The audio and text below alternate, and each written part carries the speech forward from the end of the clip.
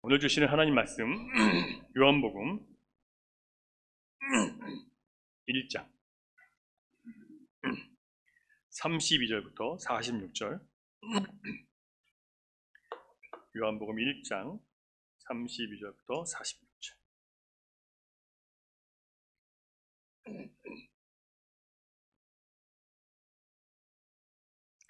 요한이 또 증언하여 이르되 내가 봄에 성령이 비둘기같이 하늘로부터 내려와서 그의 위에 머물렀더라.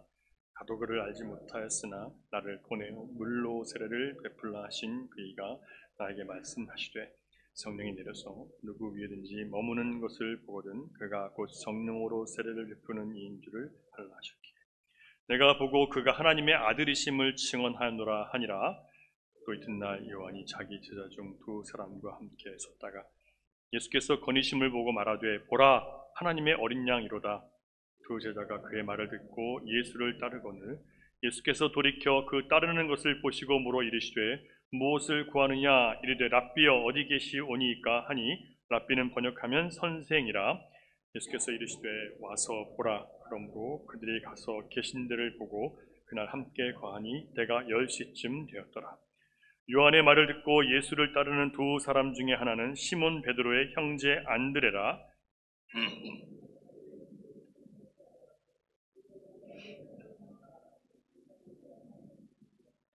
그리고 예수께로 오니 예수께서 보시고 이르시되 내가 요한의 아들 시몬이니 장차 게바라 하리라 하시니라. 게바는 번역하면 베드로라.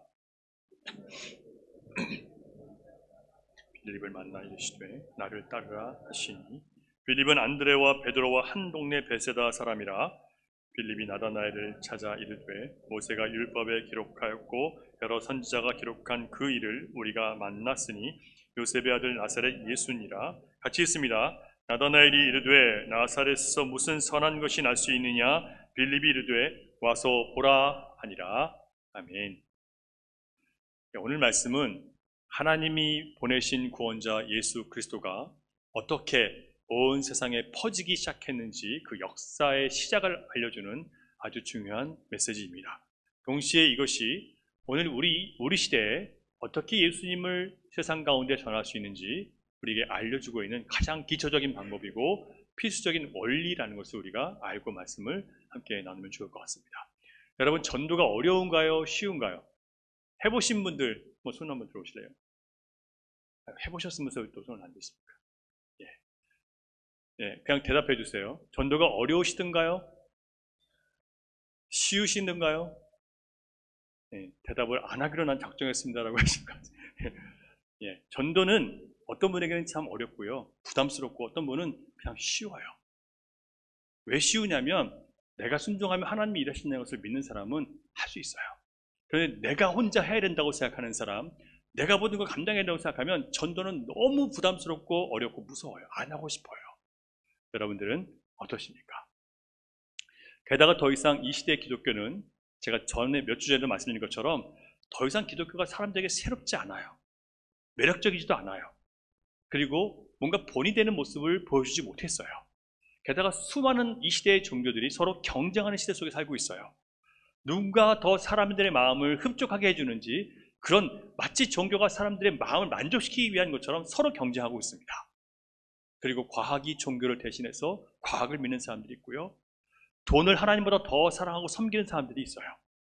그렇기 때문에 예수를 믿고 따르려면 많은 수고와 희생과 자기 포기와 절제가 필요한데, 자기 원하는 대로 살고 현재 만족을 위해 살아가는 사람들에게 어떻게 이런 주님을 전할 수 있냐는 거예요. 주님을 믿으면 영광이 있지만 고난도 있는데, 기쁨이 있지만 슬픔도 있는데, 어떻게 그 주님을 우리가 전할 수 있겠냐는 거예요. 그런데 안 전하면 어떻습니까? 주님을 전하지 않으면 이게 신앙 양심이 괴로운 거예요. 그리고 내가 정말 주님을 기쁘게 만난 사람이라면 그 주님을 전하지 않을 수가 없는 거예요. 그 살아계신 주님을 경험한 사람이 그 살아계신 주님이 주신 그 은혜와 기쁨을 나누지 않고는 견딜 수 없는 거예요. 그런데 많은 분들이 괜히 교회 나오라고 얘기했다가 그 사람과 나와의 관계만 나빠진다고 걱정하시는 분들이 많이 계시더라고요. 그래서 여러분, 가족이나 친척, 친구들에게 단지 교회 나오라라고 말하시기 전에 그래서 우리가 먼저 소금과 빛이 되어야 된다는 말씀을 먼저 나눴습니다. 근데 오늘은 그냥 행실로만 모든 것을 다 표현할 수는 없어요. 결국은 우리가 그리스도를 전해야 되거든요. 어떻게 그 그리스도를 전해야 되는지 함께 나누려고 합니다. 근데 여러분, 우리가 예수 그리스도를 전하면 사람들이 잘 받아주던가요? 그렇지 않아요. 사도 바울이 여러분 복음 전할 때 사람들이 그를 환영하고 열광적으로 받아줬나요? 그렇지 않아요. 동족인 유대인들은요, 너는 하나님을 배신한 자라고 그를 멸시하고 박해하고 매질을 하고 쫓아내고 그렇게 계속 괴롭혔어요. 그래서 유대인들에게 더 이상 복음을 전할 수 없게 되니까 누구에게 가요? 이방인의 사도로 이방인을 향해 복음을 전하러 갑니다. 근데 이방인들은요, 이 복음을 듣고 뭐라고 해요? 미련하다, 말도 안 된다. 사람들은 자기를 높이고 자기 지혜를 자랑하고 자기의 성공을 자랑하는데 십자가의 도라는 것은요, 내가 죽는 거예요. 내가 내 자신을 먼저 포기하는 거예요. 내가 먼저 양보하는 거예요. 그러니까 세상의 방식으로 볼 때는 이 십자가가 너무 미련해 보이는 겁니다. 그래서 거절당해요. 많은 사람들이 싫어해요. 누가 받아들입니까? 예수 그리스도께서 주신 그 복음을 하나님께서 선택한 자들만 받는 거예요. 그리고 그들이 또다시 가정으로 들어가서 사방으로 흩어지면서 그 빛이신 예수님을 전함으로 조금씩 거절하던 사람도 또 반항하던 사람도 미워하던 사람도 주님을 만나기 시작한 거예요. 그래서 한 나라가 예수님을 믿는 나라가 되기도 하고 한 민족이 변화되기도 합니다. 한 사회가 변화되기도 했어요. 여러분, 이 시대가 복음을 전하기 어렵고 기독교가 더 이상 새로울 것도 없는 매력이 없는 것은 분명히 사실이에요. 하지만 여전히 우리는 복음의 핵심인 예수 그리스도가 하나님의 아들이시라는 것과 온 세상을 죄의 저주와 영원한 지옥의 고통에서 구원하신 메시아라는 것을 반드시 전해야 됩니다. 말뿐이 아니라 주님의 모습을 닮은 성도와 교회가 되어서 우리 주님을 나타내야 돼요. 자, 그러면 복음이 어떻게 온 세상에 전파되기 시작했는지를 살펴볼게요. 자, 복음이 전파되려면 하나님께서 이 세상을 구원하시기 위해서 보내신 그리스도가 누구인지를 알아보는 사람이 있어야 됩니다. 그러니까 먼저 예수님을 믿고 만나고 경험해서 그 주님을 내가 입술로 증거하고 내가 만난 주님을 통해서 얻은 그 기쁨과 그 놀라운 역사를 내가 누군가에게 알려줄 수 있는 사람이 필요한 거예요. 여러분 가정은 어떠십니까? 누구를 통해서 처음 예수님 영접하게 되셨나요? 저희 집은 사실은 저희 아버지 어머니는 아버지는 이북 때 어렸을 때부터 할아버지 때부터 증조 할아버지 때부터 예수를 믿는 가정이었어요. 그러다가 평양에서부터 근데 교회를 떠났다가 잠시 힘든 어려움을 당하고 특히 저희 아버지가 어렸을 때 교통사고로 파상풍이 들면서 거의 죽게 되었다가 기도로 살아나시면서 우리 가정이 우리 이북에서 넘어오시면서 할머니와 우리 아버지밖에 없었는데 할머니와 고모가 있어 계셨는데 할머니와 아버지가 기도로 살아나시는 경험을 하게 된 거예요. 그래서 예수님을 다시 믿고 회복된 가정이 됐죠. 그리고 저희 아버지가 나중에 방황하다가 다시 예수님을 영접하게 된 것은 결혼하고 큰딸이 죽고 나서 그때 다시 주님 앞에 돌아간 거예요. 그리고 하나님께서 우리 가정을 향해 부르시고 계시다는 것을 알고 집사로 시작하시고 전도사가 되시고 정말 힘들게 공부하셔서 목사가 되시고 개척해서 전도사로 개척해가지고 개척교회를 세워가면서 나중에 목회자가 되신 거예요. 그래서 굉장히 힘들게 사신 걸 제가 항상 봤습니다. 결국은 하나님께서 한 사람을 통해서 그 가정을 구원해내세요. 여러분들은 여러분의 가정에서 어떤 역할을 하고 계십니까? 누군가 여러분에게 예수님을 전하신 분이 계십니까? 누군가 살아계신 예수님을 보여주신 분이 계시나요? 이런 사람이 있어야 반드시 우리에게 신앙이 시작되는 겁니다. 이것 없이 그냥 저절로 되진 않아요. 그래서 여러분 우리가 복음을 전하는 사람이 되어야 되고 그리스도의 모습을 나타내는 사람이 되어야 된다는 거예요. 그냥 되지 않습니다. 34절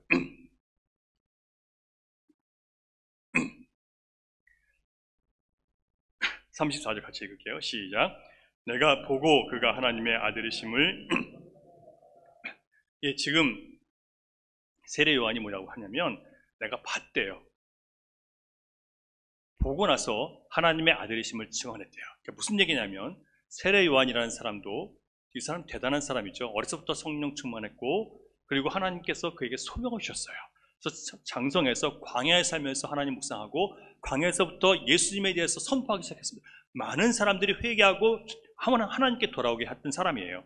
대단한 사람이었죠. 그런데 여러분, 그가 남다른 예지력이나 앞날을 내다볼 수 있는 힘이나 또 깊고 높은 영성이 있거나 아니면 충만한 성령의 능력이 있어서 하나님의 어린 양이신 예수님을 알아봤을까요? 그렇지 않아요. 33절을 보겠습니다. 33절 시작. 나도 그를 알지 못하였으나 나를 보내어 물로 세례를 베풀라 하신 그이가 나에게 말씀하시되 성령이 내려서 누구 위에든지 머무는 것을 보거든 그가 곧 성령으로 세례를 베푸는 이인 줄을 알라 하셨기에. 자, 세례 요한이 원래 알았어요? 몰랐어요? 예수님이 누구신지 어떤 분이 하나님의 아들인지 몰랐어요. 그렇게 거룩하고 경건하고 성령 충만했던 하나님의 종도 그의 경건과 거룩함으로 그리스도를 알아볼 수 있는 실력은 없는 거예요. 누가 알려주셨어요? 말씀이 인도했고 성령님이 그 위에 머무실 때 그 머무시는 그분이 바로 하나님의 아들이라는 것을 듣고 알게 된 거예요. 여러분, 세례 요한도 말씀으로 깨닫고 성령의 임재하심을 보고 난 후에 예수님이 하나님의 아들이심을 알게 됐어요. 사랑하는 여러분, 주님을 어떻게 만나기를 원하십니까? 어떤 사람들은 특별한 기적이나 은사를 체험하기를 자꾸 원해요. 그렇게 하면 내가 예수님을 믿겠다고 얘기합니다. 근데 여러분, 세례 요한은 뭘 통해서 하나님의 아들을 만났어요? 뭘 먼저 들었어요? 말씀을 들었어요. 말씀을 통해서 하나님을 만나고요. 그리고 성령의 음성에 귀를 기울였어요. 그리고 성령의 감동을 통해서 하나님의 아들이 바로 어린 양이신 예수님이라는 것을 알게 됩니다. 여러분, 복음을 전하는 것은 전하는 사람의 개인의 경건이나 그가 받은 특별한 은사나 능력 때문에 그 사람이 상대방이 복음을 듣고 주님께 돌아오는 게 아니에요. 오직 성경의 약속과 그 약속을 확신하게 하시는 성령께서 주시는 감동을 받아야만 그 사람을 통해서 다른 사람이 영혼 구원을 받을 수 있습니다. 자, 그러면 여러분, 우리가 뭐가 확신해야 돼요? 하나님 말씀을 통해서 예수 그리스도가 하나님의 아들이시고 메시아라는 분명한 확신을 여러분 갖고 계셔야 돼요.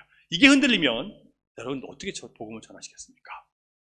그리고 성령을 통해서 그 하나님의 아들이 나의 주가 되심을 고백하고 내가 그분 앞에 순종하는 삶을 들이지 않고 어떻게 주님을 전할 수 있냐 말이에요. 특별히 오늘 말씀은 그래서 관계 전도가 무엇인지를 보여주고 있어요. 관계 전도라는 것은요, 나와 관계를 맺고 있는 모든 사람들을 말해요. 가깝게는 내 가족들, 그리고 친척들, 그리고 친구, 동업자, 함께 직장에서 일하는 사람들, 또는 취미 생활을 같이 하는 사람들, 여러 가지 사회생활을 하면서 만나는 사람들 있잖아요. 또 이민 사회 속에서 함께 일하게 된 사람들이 있고요. 또 자녀들의 학교 친구, 부모들이 될 수도 있어요. 그 중에 우리가 이 모든 사람들이 나와 관계를 맺은 사람들이고 복음을 전도할 대상인데 가장 먼저 복음을 전해야 될 사람이 누군가? 누굴까요, 여러분? 예, 당연히 가족들이죠. 왜냐하면 내 가장 가까운 사람들, 내 말을 듣고 그냥 그대로 믿어줄 수 있는 관계가 이미 형성된 사람들이기 때문에 여러분의 친한 친구나 친척이나 또 가족들은 여러분이 하는 말을 받아들일 수 있어요. 이미 관계가 형성됐기 때문에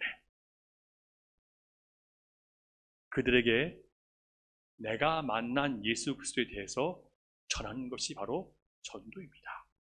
여러분이 만난 예수님을 전하는 거예요. 41절 시작.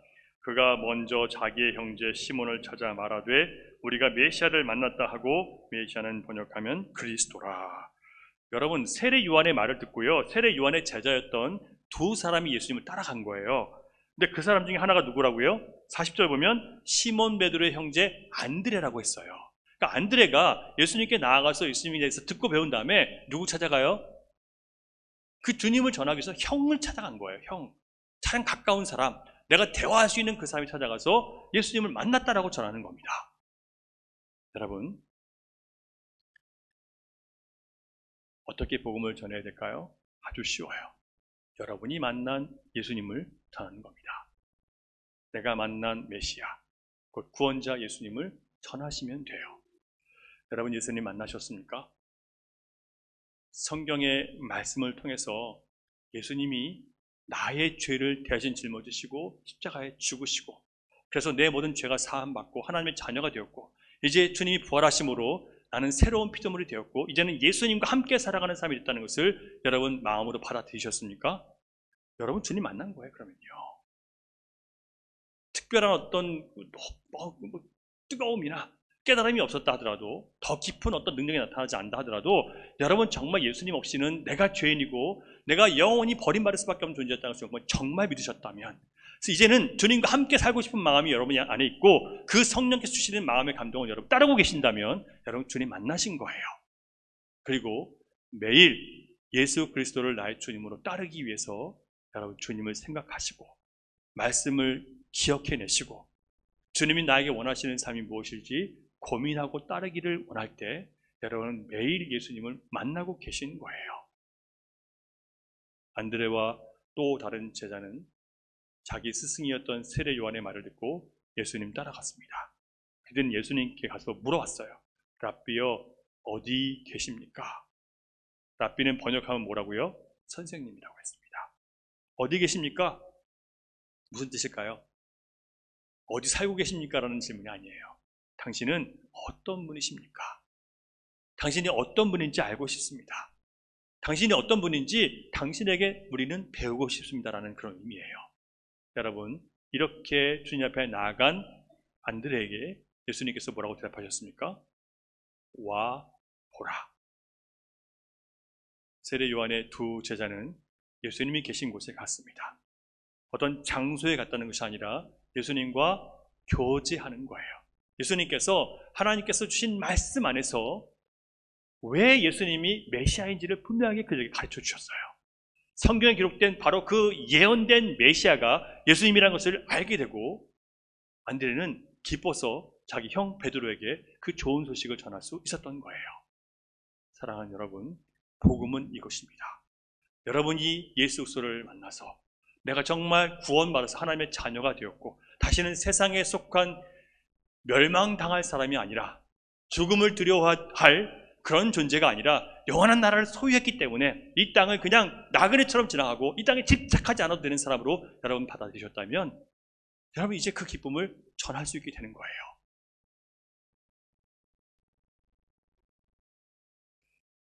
여러분은 삶 속에서 메시아를 만나셨습니까? 매일의 삶 속에서 여러분 메시아를 만나고 계세요? 어떻게 하는 게 메시아를 만나는 걸까요? 생각해 보셨습니까? 여러분은 매일 삶 속에서 어떻게 메시아를 만나시나요? 메시아가 무슨 뜻이에요? 그리스도라고 했습니다. 그리스도는 또 무슨 뜻이에요? 나의 구원자라는 뜻이에요. 하나님이 보내신 구원자라는 거예요. 그러니까 하나님이 보내신 구원자만 진짜 우리를 구원할 수 있는 분인데 우리는 자꾸 속고 있죠. 세상에서 돈이, 또 사람들이, 또 나를 잘 도와줄 수 있는 친구들이 나를 도와줄 수 있는 구원자라고 생각하는데 아니라는 거예요. 참된 구원자는 하나님이 보내신 예수님밖에 없다는 거예요. 자, 그러면 여러분 고난당할 때 누구를 찾으십니까? 여러분 외로울 때 누구를 찾으세요? 몸이 아프고 연약해져서 살아갈 힘이 없을 때, 마음이 상하고 괴로울 때 여러분 누구를 찾으십니까? 앞이 캄캄해서 보이지 않을 때, 절박한 가운데 있을 때 여러분 누구를 찾고 계십니까? 괴로울 때 주님의 얼굴 보라, 평화의 주님 바라보아라. 세상에서 시달린 친구들아, 위로의 주님 바라보아라. 여러분 주님 바라보시나요? 매일 만날 수 있어요, 메시아를요. 우리가 안 찾고 사는 거예요.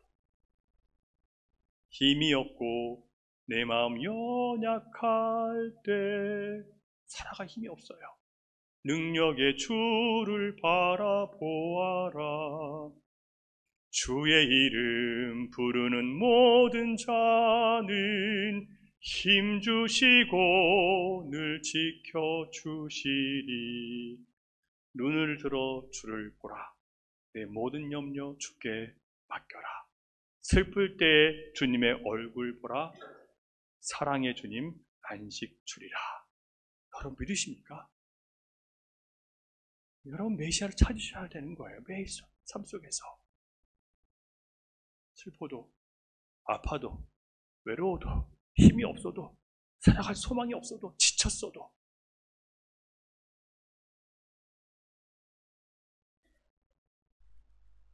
그게 길이에요, 여러분. 우리가 길을 잃어버렸는데 누구에게 길을 얘기할 수 있겠습니까? 우리가 진리를 놓쳐버렸는데 누구에게 진리를 전할 수 있냐 말이에요. 우리가 주님을 찾지 않는데 누구에게 주님을 찾으라고 말할 수 있겠냐 말이에요.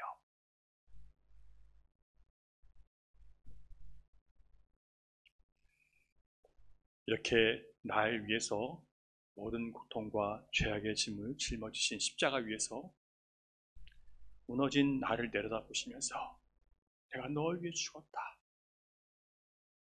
내가 네 대신 이 십자가를 대신 짊어졌다.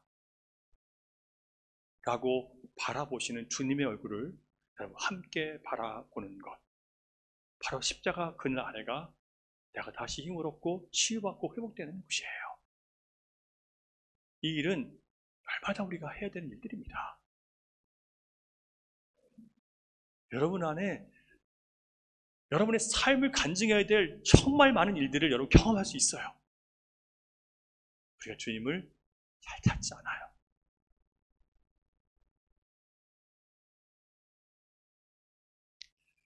주님의 뜻을 따라서 고난을 받고 그 고난에서 우리를 살리시는 예수 그리스도의 이름으로 하나님께 기도하고 또다시 힘을 얻고 소망을 찾고 위로받으면서 또한 서로를 위로하면서 서로를 축복하면서 격려하면서 함께 걸어가는 것이 바로 교회를 통해서 우리가 함께 나누는 신앙생활이고 이게 천국이에요.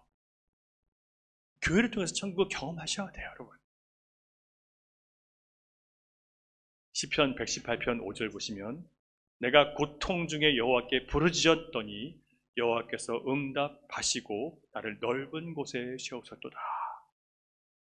한번 같이 읽어볼까요? 시작. 내가 고통 중에 여호와께 부르짖었더니 여호와께서 응답하시고 나를 넓은 곳에 세우셨도다. 저는 제가 신앙생활을 하면서 많이 봤던 신앙의 어른들은요, 새벽에 나와서 부르짖는 사람들이었어요. 문제만 생기면, 어려움이 있으면 무조건 교회 와서 부르짖어 기도해요. 살려달라고.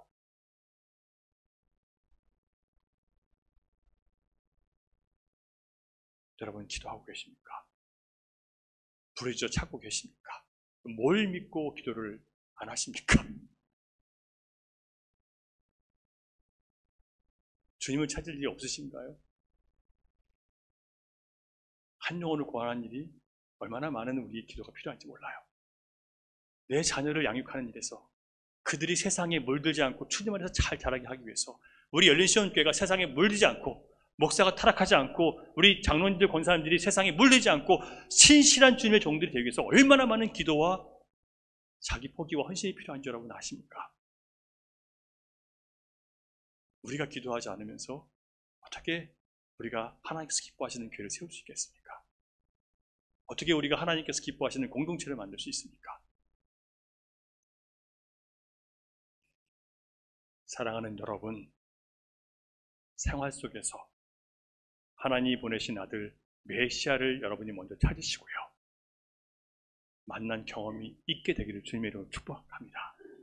내가 메시아를 만났다고 담대하게 전할 수 있는 간증이 생기기를 주님의 이름으로 축복합니다.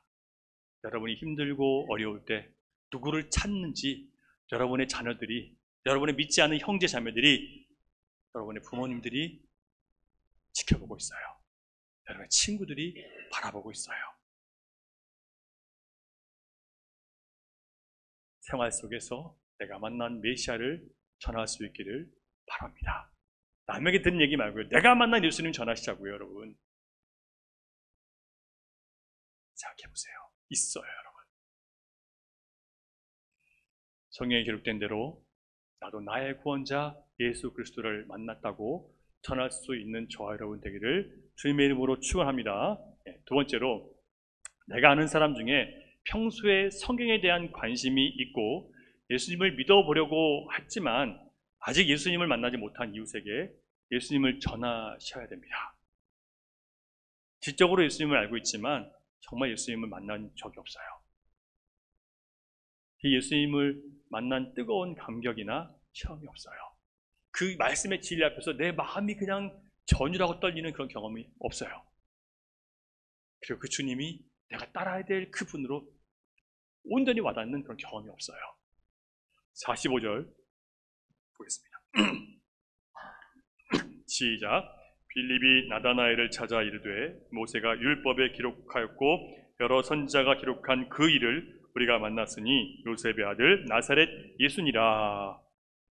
빌립은 예수님께서 지나가시다가 나를 따르라고 먼저 부르셨던 제자예요. 빌립은 예수님을 따라가서 말씀을 들으면서 뭘 깨달았냐면 예수님께서 바로 그 성경에 기록된 모세가 얘기했던 그 한 선지자, 하나님이 보내실 반드시 그의 말을 들으라고 했던 그 한 선지자라는 것을 깨달은 거예요. 그리고 여러 선지자들이, 예언자들이 바로 메시아로 오실 그분이 누구라는 것에 대해서 그 들었던 말씀이 바로 나사렛 예수님에 대한 이야기라는 것을 깨닫게 된 거예요. 그리고 그것을 깨닫자마자 누가 생각이 나요? 나다나엘이 생각난 겁니다. 안드레는 메시아를 만나자마자 누구 생각했어요? 형을 생각했죠. 지금 빌립은 그 말씀을 듣자마자 나다나엘이라는 친구가 생각나는 겁니다. 평소에 친분이 있었고 오실 하나님의 메시아에 대한 이야기를 나눴던 사람이겠죠. 그런데 빌립은 흥분된 마음과 감격 속에서 그 나다나엘을 찾아갔습니다. 결과가 어땠어요? 좋았나요? 나빴나요? 네, 결과가 좋지 않았어요. 46절 같이 읽을게요. 시작. 나다나엘이 이르되 나사렛에서 무슨 선한 것이 날 수 있느냐? 빌립이 이르되 와서 보라 합니다. 나사렛에서 무슨 선한 것이 날 수 있느냐? 나다나엘은요, 성경을 잘 연구하고 공부했던 사람이에요. 지식적으로 성경을 잘 깨달았어요. 그게 지식으로 볼 때는 나사렛에서는 절대로 그런 선한 분이 나타날 수 없다고 생각하는 거예요. 왜냐하면 이 메시아는 유다 가문에 또 베들레헴에서 날 것이라는 것을 알고 있었어요. 그래서 빌립이 나사렛 예수가 바로 그분이라고 얘기하니까 화가 나서 책망하는 겁니다. 말도 안 되는 소리 하지 말라고. 예수님께서 구약 성경의 예언대로 베들레헴 마을 구유에서 태어나셨지만 여러분, 예수님은 그 어머니와 아버지로 인해서 나사렛이라는 동네에서 자라나셨습니다. 그래서 예수님은 나사렛 예수라고 불렸어요. 그래서 유대교인들이 예수님을 비방하고 모욕하고 비웃을 때 나사렛 예수라고 불렀어요. 나사렛 예수라는 뜻은요, 비천하고 천대받는 곳에서 출신이라는 뜻이에요. 그러니까 무시하는 표현이었습니다. 시골 산골 아무도 모르는 그 동네 출신이라고, 게다가 비천한 사람들이 사는 곳이라고 무시당했던 곳이에요. 그런데 선지자들의 예언대로 그 멸시받았던 나사렛 예수께서 십자가에 죽으시고 부활하시면서 온 세상의 구주가 되신 거죠.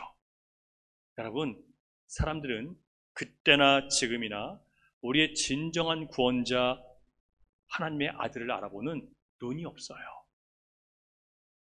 무슨 뜻인지 아시겠어요? 우리가 성경을 본다고 해서 우리 스스로 예수님이 하나님의 아들이신 것을 깨닫고 막 내가 예수를 믿겠다고 고백하는 게 아니에요. 나다나엘은 그가 가진 성경 지식과 당시의 나사렛에 대한 사람들의 그 편협한 인식 때문에 나사렛에서 무슨 선한 것이 날 수 있느냐고 따졌습니다. 지식적으로, 학문적으로, 이성적으로 따지는 나다나엘은 나사렛 예수를 받아들일 수가 없는 거예요. 빌립은 이런 나다나엘에게 어떻게 복음을 전했습니까?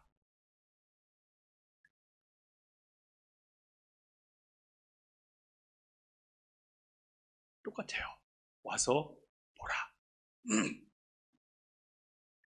네가 나무 아래 앉아서 혼자 율법서를 묵상하고 선지서를 아무리 읽는다 하더라도 네가 메시아를 알아볼 수 있는 게 아니다.